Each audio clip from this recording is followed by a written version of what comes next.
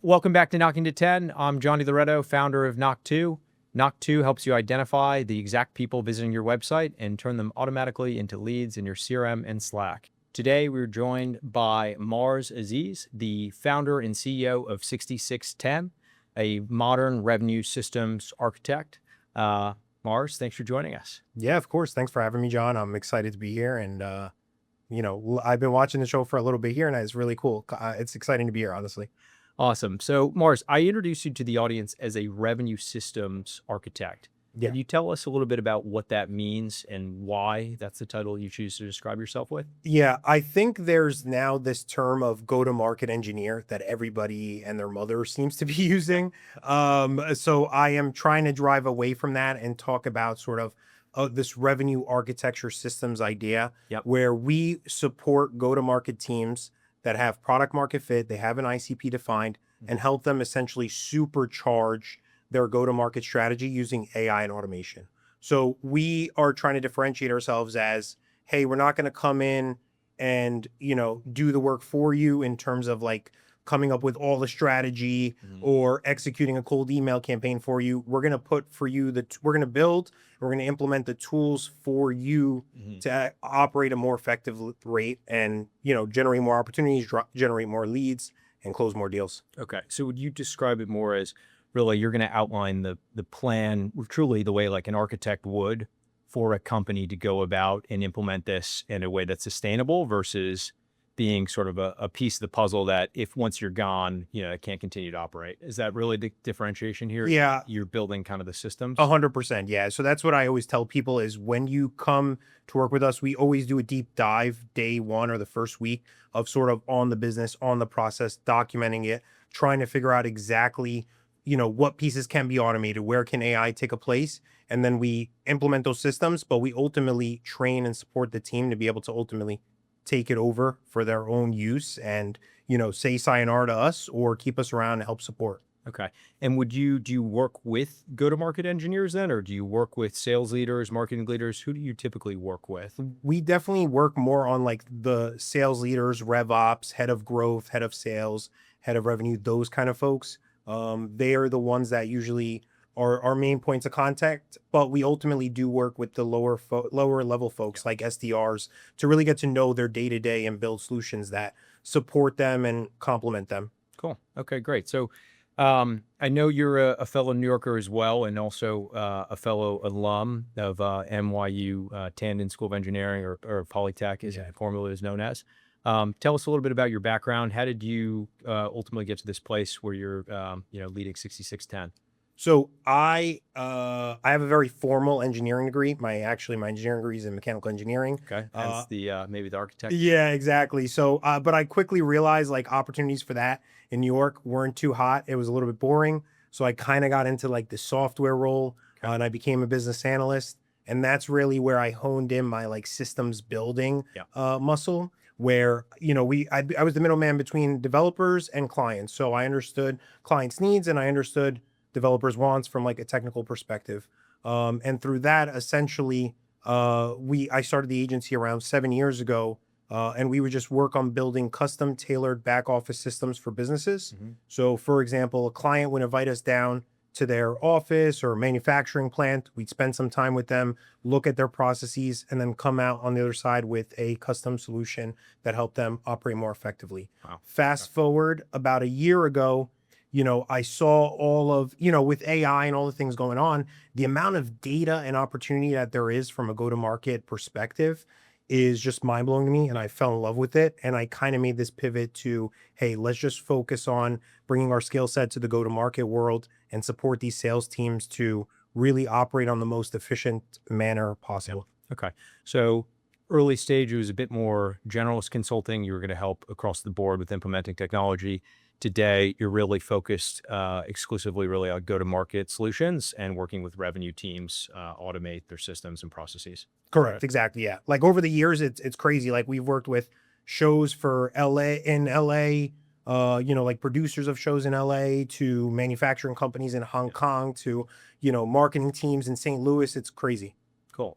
Okay. So On today's podcast, we're going to get into the topic of agents and what agents are and what they can do for your business. And then on the second half, what we're going to do is we're actually going to do a bit of a live demonstration of an agent, and you're going to share your screen and actually walk us through an agent actually working in real time. So maybe to kind of set the stage, talk to us a little bit about what are agents, what are AI agents, and what do they mean in the context of go-to-market?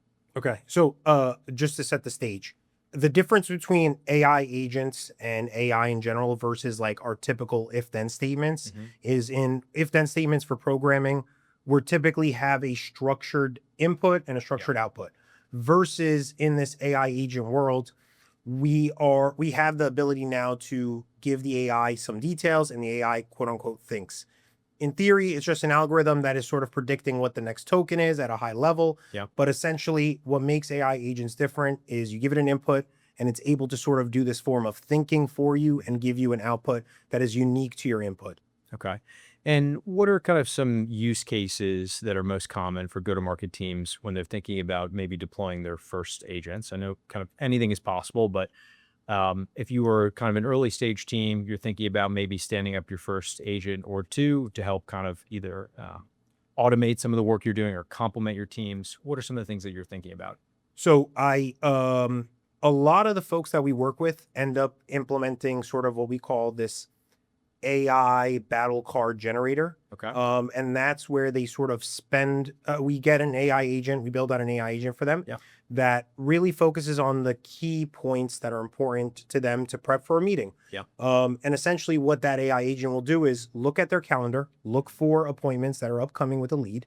And then once they get that information, we're able then to scrape the internet and do a ton of research on that lead and on that company and come up with specific strategical, analysis and points and different key points and metrics to really hit on to help sales teams close. Yep. And that's just one example of, many. So maybe in the past, if you're a sales organization, you might have battle cards, but they might just be on your competitors. So maybe you had, I don't know, 5 or 6 Google Docs or Notion pages that were your top competitors, and you try to train your team on just, how do you handle conversations if a competitor is coming up? What you're saying is you're actually kind of mimicking the entire research of what maybe an SDR might do over the period of an hour or two of really deep research, of actually not just studying who the potential competition is, but they're studying who the decision makers are, who the company, what they're all about, how they fit into the landscape. And you're kind of doing a holistic analysis.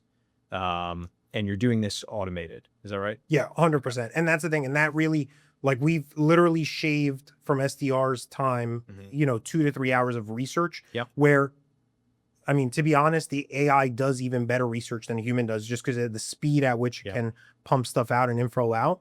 You could produce so much in so little time. Cool. Okay.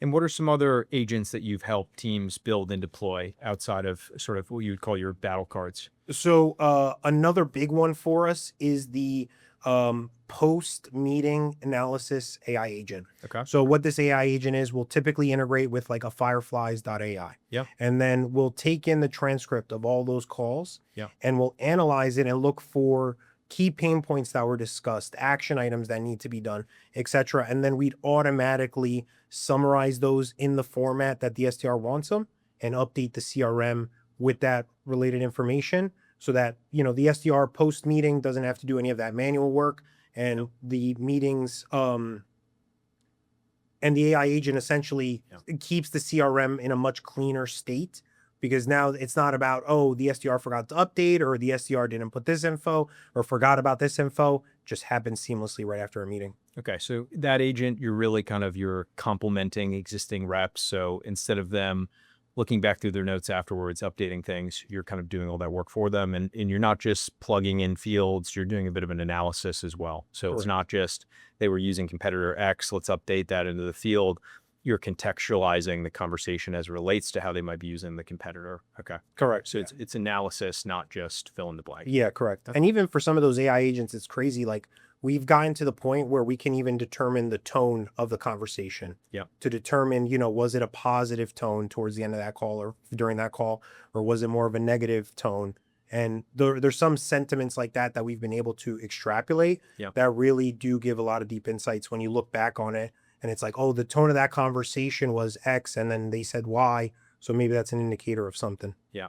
And how do you actually go about, one, maybe defining what agents are important for a business, and then two, let's talk me through a little bit about like how you actually build and deploy these agents. For sure. So I always tell people, so I always work, like I said, with head of sales, head of revenue, head of growth, that kind of stuff. Yep. When you get up there and your team grows and you're, product market fit and you have a large team working, you kind of lose touch on maybe on the day to day. Okay. So I always tell these folks like, hey, let's get to the boots on the ground kind of thing. Let's talk to the SDRs and figure out and observe what their day to day is like. So I genuinely, always recommend to them, and I actually do this as well. Let's spend 2-3 hours of their day just observing what's going on with these SDRs. Okay. Where are those, pain points? Where's that friction? Where's the issues arising that maybe you can use AI to, add on to them an hour or two of actual time reaching out or talking to a prospect. So you like to start with creating efficiencies. So look at existing processes. Where is there a lot of kind of admin work and kind of observing that? So where are reps taking a lot of time to do notes or follow up, things that are administrative? And then how can you apply kind of an agent to that to sort of reduce the amount of manual output? Correct. But and like I said, I think the key point there is actually going to talk to the reps. Like, what do you actually care about, right? Because we pontificate, we assume, we think about all these things. And it's like, well, what is the actual reality? Yeah. Like, do I care about their pain points, or what pain points are important for me to listen for or ask about, that kind of thing? Yeah. What about on the other end of the spectrum, when maybe you're not thinking about efficiencies, maybe you're thinking about growth? How do you kind of think through a framework to figure out, you can build any agent in the world, where to kind of place your bets? So once again, you're kind of an earlier stage team, maybe you can only stand up 1 or 2 agents based on resources, time, whatever it might be. How do you help a team maybe think through growth opportunities through agents versus efficiencies? So I always start with the question of what's your ICP? Okay. And that's the main thing that we have to figure out is what's our ICP. And then I tell them, okay, well, where do they live? Are they on LinkedIn? Are they on, Google AdWords? Can you reach them out that way? Or should you be doing cold email to them? And in the example of cold email, that's a real easy way that's scalable, a little bit tougher in this day and age because of all the spam filters and folks have changed. But I think it's a really viable method to get sales and leads and opportunities as long as the messaging is right. Yeah. So then I tell them, okay, now that we've gotten our ICP and we've picked their channel, let's say it's cold email, let's start working towards making the best possible cold email campaigns out in the world, right? Let's use AI to do deep research on each lead that we're about to reach out to. Let's make sure that our lists are clean. Let's make sure that this is actually our ICP, because that's even like half the battle, right? You get this huge list, maybe 10,000 contacts. How many of them are actually our ICP? Yeah. No human's really going through that. They're email blasting and it's, going in to the ether. We could be using an AI agent just to validate, hey, is this the ICP? Yeah. And if it is, now let's build out a custom message based on research for them. Yeah. Okay. So at what point are you sort of introducing the agent? Is it for the research? Is it for the email writing? Like, kind of contextualize when the agent comes. Maybe it's everything, but like talk to us a little bit about like how the agent comes into play and what are the jobs that it would be doing. Yeah. So I think I always go with a sort of staggered approach, sort of a crawl, walk, run approach. That's how I always tell people. Don't try to come in day one and say, hey, I'm going to automate everything and then get everything like set up. Like, no, I think like, let's hone in on the ICP AI agent, right? The one that's going to look through a 10,000 lead list and spot for me the 2,000 records that are actually within my ICP that are actually I'm going to be able to sell to. And then, let's introduce then what research do we need to do against this to provide this person value and get them interested in our services. So I always sort of take a step-by-step approach and like, let's, take it day by day and see and build up to that ultimate outreach agent that's going to help you generate more leads and opportunities, that kind of stuff. Now, you mentioned sort of 3 steps here. So the one part is the ICP analysis. Is this lead, is this company part of our ICP? Step 2 was, what are their problems, their pain points? Step 3 is actually the writing. Do you consider that all one single agent, or are these 3 different agents that work together Do they need to be designed connective? Talk to me a little bit about that and how kind of we should be thinking as systems thinkers about this. For sure. I always say I always lean towards splitting them up. Okay. It's a more expensive approach because, in an ideal world, you have one AI agent, one LLM call, it's doing all of it. But what I found is you don't get the most proper results using that. Mhm. Like, for example, a pro tip to anybody listening to the podcast, try to tell when you're writing a prompt, Yep. tell the AI agent to use 25,000 tokens. Tell it to think for a minute. Mhm. And if you give it a very specific task and you give it enough time, it's going to produce better results for you. Yep. And you could also squeeze out all the juice out of those smaller models. So like a 4.0 mini Mhm. can operate very effectively at like being like an ICP detector. Okay. Right. And that's if you set it up in the correct manner. But I would highly recommend to anybody out there, like split those up. Don't produce one a good big output because it's going to not do a great job at each of them. Yeah. And then how are you actually deploying these? So it sounds like you're leveraging a lot of the major off-the-shelf language models. What is sort of the stack that sort of connects everything together that helps you go from a prompt to storing data towards running kind of automations or chains of automations? What might be a typical kind of setup or stack look like to pull this off? So I'm a very big fan of some of the out-of-the-box solutions like Clay, Mhm. Zapier, N8N, Make. Yep. Those are all real great options. And I think for somebody just starting out, those are really great opportunities for you just to explore and start testing out with. But we end up doing a lot of our work as custom as well. So we'll end up building a lot of custom AI agents, Mhm. custom coded kind of thing, where these companies sometimes even have their own interface Yep. to interact with these AI agents. And each of them has their pros and cons. The pro to the custom one is it gives you a lot more flexibility and it lets you produce something a little bit more proprietary maybe to that client. So for example, like we have an AI agent that we built out custom that literally builds out workflow diagrams and workflow ideas for one of our clients. Cool. Very cool. Okay. All right. So now we're going to kind of move into the next part of our conversation today. We're actually going to demonstrate a real agent today on our podcast. And this one's a little near and dear to my heart because we're actually going to demonstrate an agent that has to deal with leveraging your website visitors. So leveraging website intent as a signal and letting an agent be very thoughtful about this data to create an experience that's going to really surprise and delight your prospects or your customers. So tell us a little bit about what this agent is all about and what makes it really great. Okay. So as I'm sure everybody knows on the podcast, Knock2 gives a lot of great valuable data on website visitors. I think that data is very useful, but most people are struggling with how to use that data. And I've come up with some ideas. The first thing I would say, just like from a thought process perspective, when you're looking at the Knock2 data, don't be a creep, right? Like if, I always think about it, the analogy that I always go with is think about how you would talk to your crush. Yep. If you saw your crush in the mall going into the Gap and she walks out of the Gap, you're not going to call her 10 minutes after and be like, hey, how was the Gap? Right? The same thing for my website visitors. I'm not going to reach out to them right after they've exited my site and said, hey, are you interested in this service? Like they're going to be like a little bit creeped out. So what I always tell people is take that data and try to store it and utilize some sort of personalized outreach approach to that lead, but a couple days later, that way it's a little bit less creepy and try to create your own serendipity, as I would say. So this AI agent, what it does is it takes in those website visitors and it begins to then do research on that lead and then generates for me like a custom landing page that has a custom header and a subheader.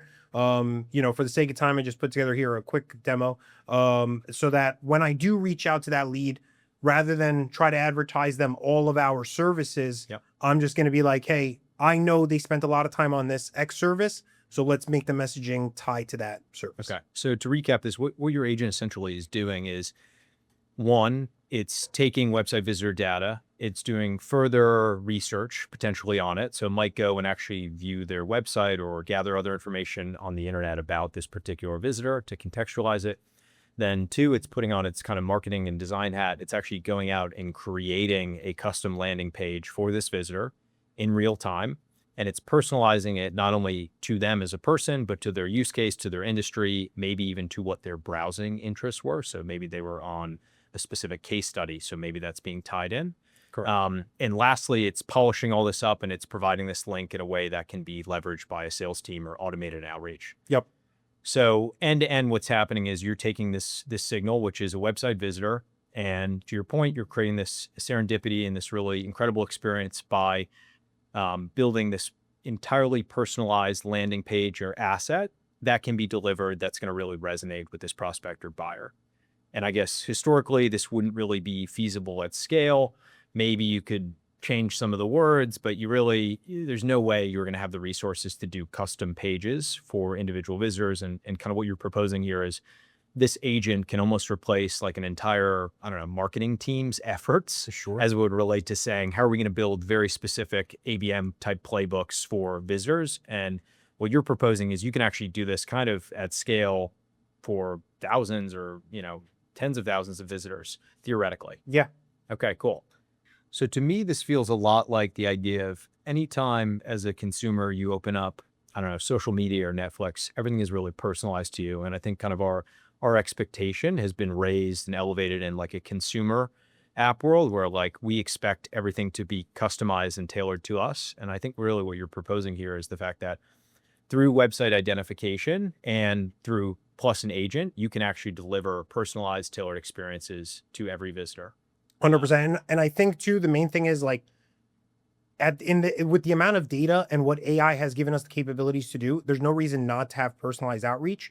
But when you do have personalized outreach, that lead feels like they're being spoken to. Yeah. And they feel like, hey, John gets me, and that's what's going to convert me versus, the out of the box guys that are just talking about, hey, we build automations.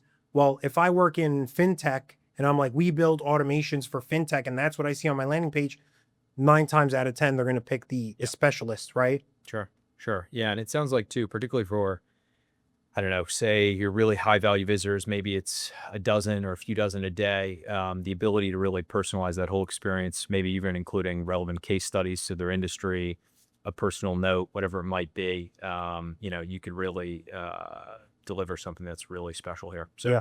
okay, cool. All right. So just to sort of show here a little bit what I've built out. So I have here a clay table that is essentially taking in some of the lead data that comes through from the Knock2 webhook.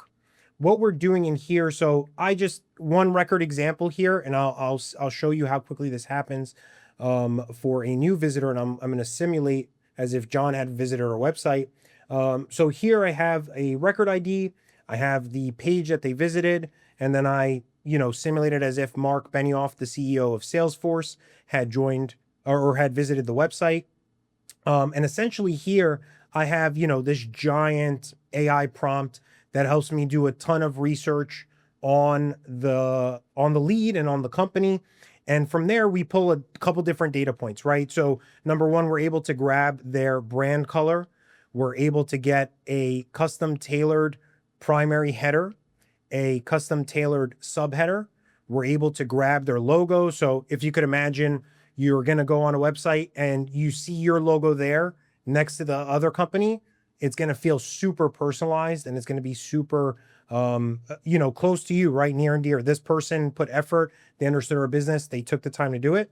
And we also output here as well an array of different features based on the based on the website visits that they did. So here, Mark visited the lead scoring and routing page for us. And based on that, you could see here, our header is unlock revenue growth with AI-powered lead scoring and routing, right? Rather than say unlock revenue growth with go-to-market engineering or revenue systems architecture, I know Mark's interested in lead scoring, so let's talk about lead scoring, right? Why not? And essentially what happens here is we have built out a little Chrome plugin that allows us to put in any sort of ID. We're able to generate a link per lead. So as you see here, I have Mark's ID in here. And then automatically the website will dynamically display that information. So that header that we saw over there automatically gets created in here. And it has, unlock exponential growth for your Salesforce revenue team, right? Drive more leads, opportunities, and close deals with AI-powered go-to-market strategies. So real quick, just to show you the speed at which, because some people might think, oh, this is great, but it probably takes forever. I'm going to try to run one here in real time just to show you and simulate what it could look like in reality. So I'm going to run here a quick workflow I built. So this is as if John had visited our website, and you'll see here right away that webhook triggered. So that is identical to the outcome you would see with the Knock 2 webhook, which is a great feature. So within the response from the Knock 2 webhook, we found out that John visited the sales outreach assistant page, and he's, his website domain is knock2.ai. And now the AI agent is essentially doing the work and trying to grab all of that data for us. So we're just going to give that a second here, and we should see that coming through right away here.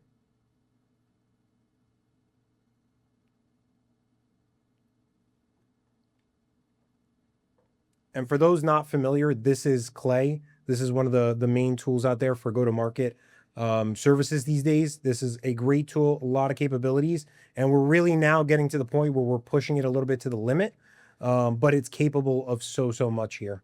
And just like that, I think I took less than a minute. We were able to get a full response on John's business. And if you see here, our primary header, supercharge your sales outreach with an AI-powered go-to-market engineering. So if you see here, he visited the sales outreach assistant page, and all of the content is tailored to that, right? So we even ended up calling out Knock 2 in here to sort of, get super personalized. And just like that, if you see here, so John's record ID is 7890. If I come in here and I put that in here, just swap out my domain, my URL, you'll see our AI or generated landing page has changed at the blink of an eye there. And the beauty of this too is, we've integrated this with like a WordPress site. We've built it in a way that allows sales teams and sales reps to change them on the fly with ease, right? So for example, let's say we didn't love the primary header, right? And we said, we want to say, hello, Knock 2 podcast. I could literally come into here, hit that, and it's going to update for me John's page in literally 10 seconds. And just like that. So what this does is it gives us a really great base on what, a sales rep can present to a client. But if the sales rep doesn't like it, they could use that base and alter it and mimic it or alter it to be whatever they see fit for that lead or for that client. And yeah, that's a quick showcase on that. Amazing. So to anyone out there that's been running a website visitor play and feel like, perhaps, they're coming up a little bit short in terms of how they're driving engagement, an awesome way to show how you can combine both website visitors plus an agent to really surprise and delight prospects. And to your point, bring something that feels very personalized, very thoughtful, and kind of create that serendipitous moment. So that was awesome. And literally you put it together in all of, a couple minutes in real time here. So Mars, thank you for walking us through that. That was awesome. Yeah. Cool. All right. So just to close out, I know you have a handful of thoughts on kind of what the future of go-to-market looks like and kind of where we're heading. Yourself as your agency, you've gone through a lot of change in the last year. You guys have certainly been on the forefront of deploying tools like Clay or Knock 2 and building your own custom agents. Talk to us a little bit about where you see this going, and maybe what are some of the changes that you kind of anticipate over the next few months, and to kind of speak to that founder operator out there, how they should be thinking about deploying agents in their own business. The main keyword for me, I think, for the next probably couple years here is personalization. I think with these tools and with the research we can be doing about a lead, there's no reason to send out a generic message to any prospect that you're talking to. And it's crazy to me that people are still sending them. Like, I'm sure your inbox is flooded on LinkedIn. My inbox is flooded with these generic statements. Hey, are you interested in X, Y, and Z service. Like if you were to do a little bit of research and you talked about yesterday's Knicks game and you open that up with that message, Yeah. I sure as hell I'm responding to that. I'll be like, yeah, Jalen Brunson was nuts, dude. Like, you know what I mean? Versus these guys that are just Did you hitting. say that because I went to Villanova? No, I didn't even know that. That's crazy. Yeah. But yeah, if you did, the internet has so much knowledge and info about everybody. It's easy. I've even talked about the Knicks on my LinkedIn. That's how much I love the Knicks. You know, if you got down to that level of personalization and talk to people as humans, you're going to close a whole lot more deals and generate a whole lot more opportunities. That's really what I think about it. And it's funny, you know, just one example. I was talking to a prospect, and through the AI agent, I saw that they were trying to make a pivot from being a more business that's focused in the Caribbean to use more US clients. And through my research through AI and all that, it came up with a stat, and it found for me a stat that reaching out to prospects in the US requires around 3x the number of touch points. And when I talked to that lead and I told them that, they were like, wow, that's a really great insight. That makes sense, right? Because the US is a lot more saturated. There's a lot more competition, that kind of stuff. So when you speak to the lead and provide them value with a personalized message, it's going to resonate a whole lot deeper. And that's where I think everything is going to, where we got to just go back to talking to people as humans, not just like, hey, I'm messaging this person trying to make a quick sale. Let's get a little bit more, you know, authentic and get a little bit more in depth, more than the surface level. And that's how I think go-to-market and sales teams are going to be succeeding in the future, is with that personal touch, especially if you're working in the enterprise level and your TAM is like sub 1,000.